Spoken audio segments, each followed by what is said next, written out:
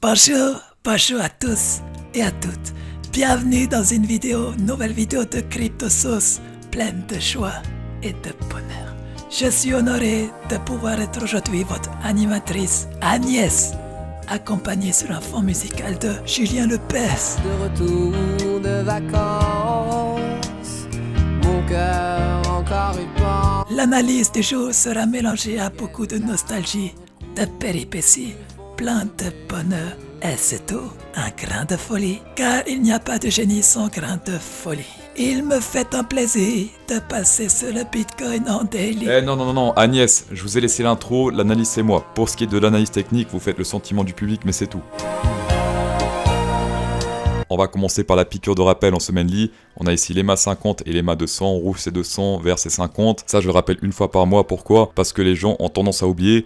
Ils s'en prennent en levrette par leurs émotions et après ils rage quittent. Mais ça c'est à retenir, ce graphe est à retenir puisque historiquement on a 3 backtests. Donc quand on pète ici l'EMA 50, eh bien on reteste ensuite l'EMA 200. Historiquement on a fait 3 backtests, 3 réussites. Donc ici une fois, ici une deuxième fois, ici une troisième fois. En plus de cela, qu'est-ce qu'on peut voir ici ? C'est quand on reteste ici l'EMA 50, quand on est en dessous par exemple ici, on est en dessous, on reteste, on se fait rejeter une fois. Ici également, alors on se fait rejeter pour ensuite réintégrer directement si on zoome un peu. On a l'EMA 50, on reteste, on se fait rejeter pendant environ un mois. Ici, qu'est-ce qu'on a fait ? On a pété, on reteste, on essaie de revenir au-dessus de l'EMA 50, mais on a échoué et bim, on se fait rejeter à nouveau. Et qu'est-ce qui se passe actuellement ? Regardez bien ici. On a essayé de retester ici cette EMA 50, alors on l'a pas touché exactement, mais on essaie de la retester et puis hop, on se fait rejeter pour l'instant. Historiquement, c'est pas très bon signe quand on reteste pour se faire rejeter. Donc historiquement, ça veut dire quoi ? C'est-à-dire qu'il y a des chances que l'histoire se répète et que, eh bien, on aille retester ici cet EMA 200 dans quelques mois, quelques semaines. Au jour d'aujourd'hui, cet EMA ici est à 20 000, environ 20 000 $, voilà. Après, bien sûr, plus les mois avancent, plus le truc monte. Donc si on touche dans un mois, ça sera peut-être ici vers les 22 000. Tout dépend de quand est-ce qu'il va le toucher. Et ce scénario serait negate, annulé si on pète au-dessus de l'EMA 50 et qu'on clôture au-dessus. Là, dans ce cas, ce scénario serait négatif. Et dans ce cas, ce serait la première fois que ce scénario ne marche pas historiquement. On verra bien. En tout cas, pour l'instant, cette malédiction n'est pas détruite puisqu'on est toujours sous cet EMA 50 et que pour l'instant, on se fait rejeter. Voilà, donc pour l'instant, zone de recharge ultime vers les 20 000 ici. On n'oublie pas ce gros support en courbe sur le Bitcoin. En mensuel lit, une bougie, un mois. Il a jamais pété en dessous, sauf une fois durant le Covid. Là, il a fait une tige et après, hop, on l'a réintégré directement. Donc là, c'était clairement une zone pour acheter. J'ai ajusté un peu, c'était pas ultra bien aligné avec ces bottoms ici. Donc le bottom absolu, actuellement, il est vers les 23 000 plus ou moins dans cette zone-là. Plus ou moins la même zone que le EMA 200, donc c'est plus ou moins la même zone. Zone de recharge long terme sur cette courbe ici. J'ai des munitions de côté si on touche cette zone-là. Ça fait 11 ans qu'on n'a jamais pété ce support. Si on reteste ici, je vais tirer à balles réelles. Aussi simple que ça. Comme d'hab, ça change pas ce support. J'en parle depuis très longtemps, depuis l'ATH, depuis cette montée également.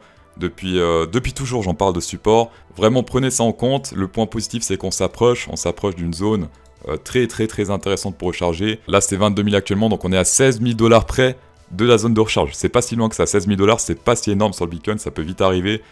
J'espère que ça va vite arriver, voilà, un truc comme ça, bim, et après on recharge. Plutôt que d'ennuyer le marché et de le toucher par exemple là, ok, on peut très bien s'ennuyer, et puis hop, on le touche ici. Comme d'hab, moins il y a de monde dans le marché, mieux c'est pour partir.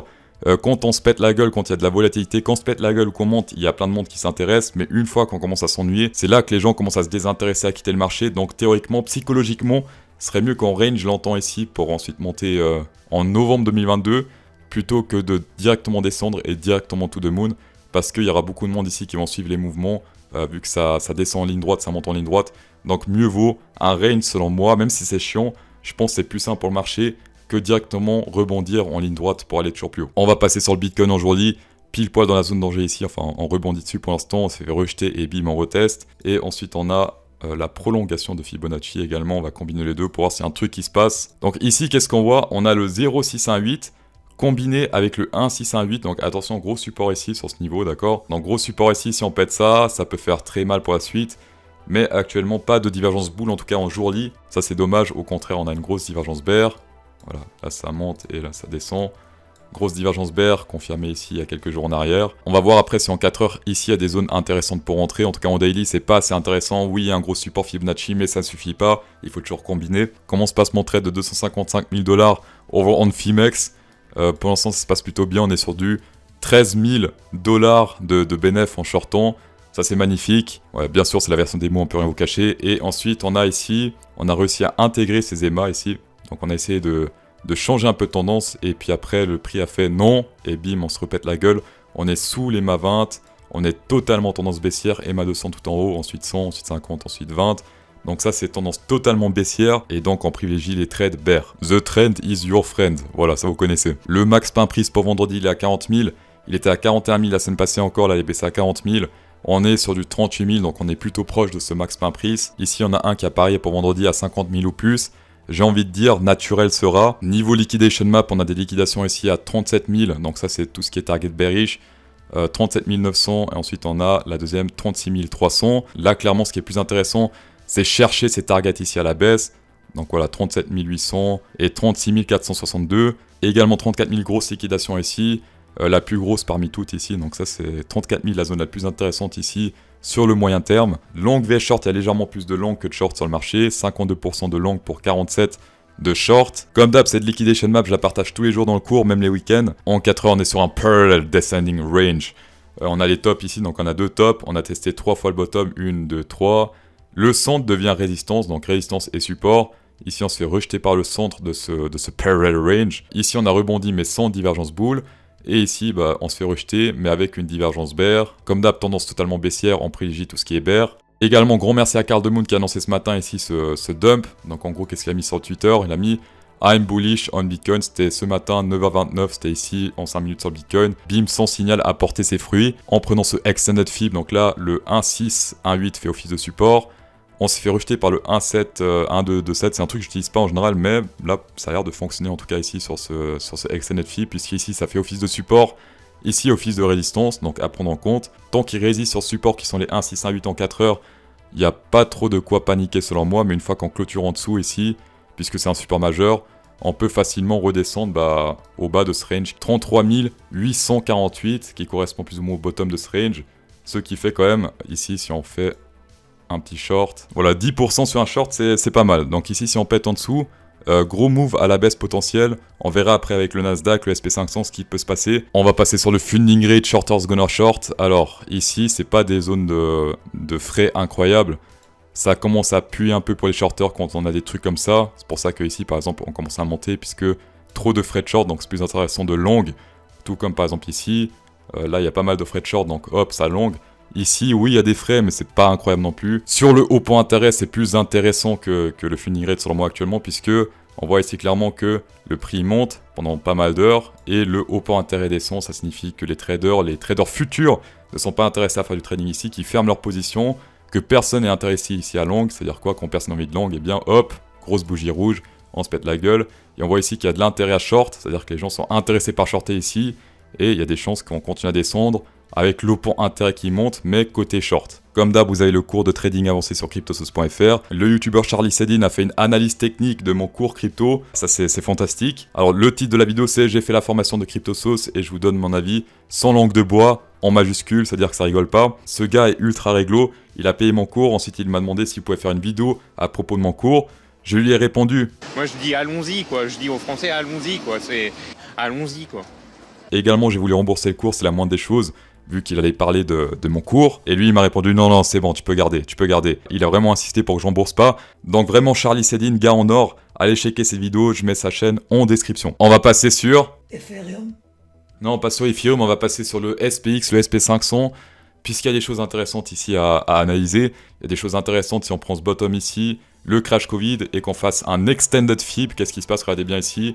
On a la zone 1,618 où il se fait pile poil rejeter. Oui, d'accord, il y a une petite tige, mais on y passe après, et puis hop, on se fait péter la gueule. Et zone 1,272 ici qui fait office de support maintenant. Donc ça, c'est plutôt intéressant puisque le 1,618 c'est un support résistance majeur, comme on l'a vu avant, alors que le 1,272 n'est pas vraiment majeur. Par contre, ce qui est majeur également, bah, c'est le 1 ici, ça c'est majeur, et ça c'est pas majeur, ça c'est de la merde. Même si le 1,272 a tendance à fonctionner des fois, le ratio n'est pas aussi élevé qu'avec le 1,618 ou le 1 ou le 0,618. Alors selon vous, ce rebond sur le 1,618, hasard ou coïncidence? Après bien sûr, il n'y a pas que ça, il y a également les divergences bear ici qui s'enchaînent. Je n'ai déjà parlé ici, donc là ça fait que monter, là c'est tout droit, et maintenant ça commence à descendre, donc ça c'est pas très bon. On a également ici le Fibonacci 0,618, voilà la zone danger ici, quand on prend le top et le rebond. On se fait rejeter pile poil par la zone danger 1618, enfin pardon 0618 ici voilà. Rejet par la zone danger, en général c'est une continuation de tendance donc ça c'est pas très bon. Également ce qui n'est pas très bon c'est le RSI 50 ici. Ce niveau là fait office maintenant de résistance. Donc hop, on essaie de retester, bim on se fait rejeter. Qui correspond également à la zone danger Fibonacci, donc c'était dans cette zone là, hop on se fait rejeter. La dernière fois qu'on a pété le RSI 50 c'était au crash Covid, c'était là. Et une fois qu'on l'a pété, eh bien il y avait encore du chemin à la baisse. Quand on est sous le RSI 50 on peut parler de tendance baissière au niveau du momentum. Au niveau des EMA ce n'est pas le cas. On est totalement bull ici, EMA 20, 50, 100, 200 dans cet ordre. Ce qui est sûr c'est qu'il y a un essoufflement ici niveau momentum. Donc ça il faut faire très attention. Une tendance ne va jamais à l'infini dans une direction. J'en ai déjà parlé, mais on est sur un Shark Bear ici, sur le SP500. Première target ici, vers les 3374. C'est noté ici, voilà, 3393 pour être exact. Il reste encore combien de pourcentage à la baisse ? 23% pour atteindre cette target, s'il se réalise. On n'est même pas encore à la moitié de cette target. 10% à la hausse pour aller à la TH et 22% pour atteindre cette première target. Donc ça risque de faire très mal pour les cryptos s'il atteint cette target. Donc comme d'hab, surveillez ce SPX là qui risque de faire très mal pour le monde des cryptos et pas qu'au monde de la crypto et de la bourse je pense. Dans tous les cas, merci d'avoir checké cette vidéo, ça fait extrêmement plaisir. Spécial Go 10% de rabais avec CryptoSauce 10, tapez dedans. Insérez un pouce bleu dans cette vidéo pour incrémenter encore plus le plaisir et bonne soirée.